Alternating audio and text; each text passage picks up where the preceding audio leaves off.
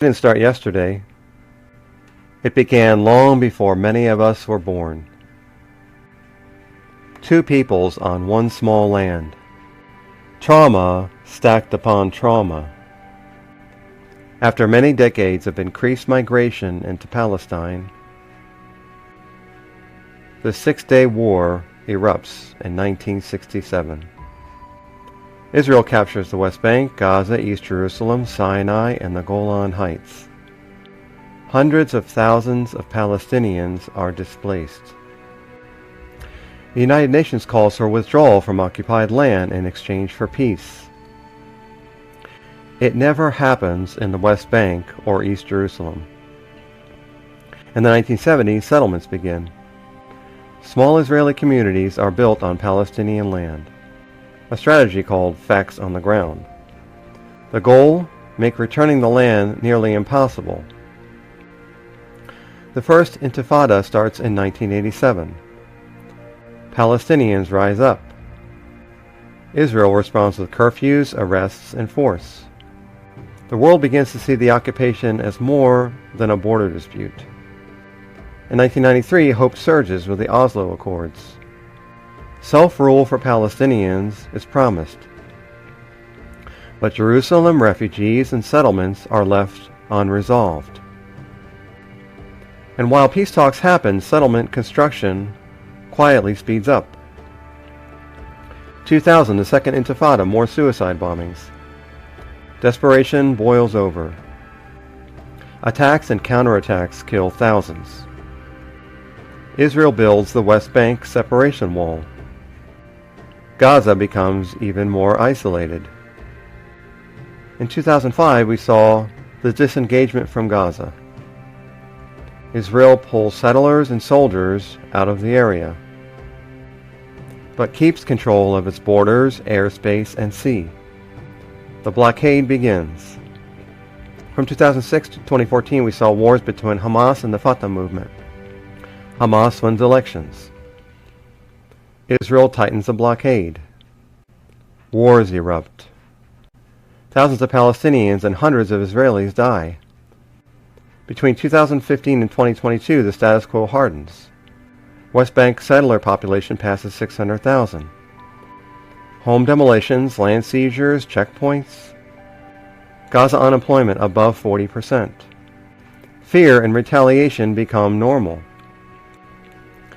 In October 7th of 2023, we witnessed a horrific attack on Israelis from Hamas. Over 1,200 Israelis are killed. Hundreds taken hostage. Israel launches a massive retaliation in Gaza. Neighborhoods erased. By mid-2025, tens of thousands of Palestinians are dead. Although Hamas is clearly to blame for the attack and should never be part of any government, endless trauma has made people to lose their minds. Basic fairness doesn't change by language or border. Everyone wants safety. Everyone deserves dignity. Everyone wants a future for their kids. Israelis deal with rockets, knives, and suicide bombings. Palestinians deal with bombings, raids, starvation, and grief. Both peoples are human. Both bleed the same. Settlements keep expanding in the West Bank. Outposts become legal. Each new hilltop house makes peace harder. Work is scarce for Palestinians. Borders close. Permits denied. Farms and fishing rights cut off. Decades of joblessness harden into frustration. Frustration turns into anger. Anger into violence. Violence into the next war. Terrorist attacks are real. So is collective punishment. Both guarantee the next tragedy. Security built on endless force is a sandcastle. It looks strong until the tide comes in. In Washington, money and influence speak loudly. Groups like AIPAC lobby Congress. They fund campaigns. They shape the conversation. And policy keeps arming the status quo. Too many people have died over the last 58 years. If one side suffers massively, the wound won't close. If the other side never feels safe, the fight won't end. Bombs don't build neighbors. And terrorist attacks destroy trust. From 1967 until now, one truth stays the same. Occupation continues. Settlements grow while peace talks stall. And the next explosion is always waiting. The status quo will never bring peace.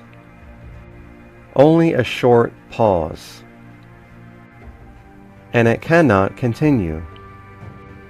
Whether the solution is a two-state solution or a one-state solution with equal rights and protections, one thing is clear. If change is not implemented, our children and grandchildren will still be talking this for another 58 years or more. We can keep counting bodies, or we can start counting rights. Equal safety, equal dignity, a shared future without violence. That's not picking a side. That's picking humanity. And it's long past due. Thank you for watching, and please share this video.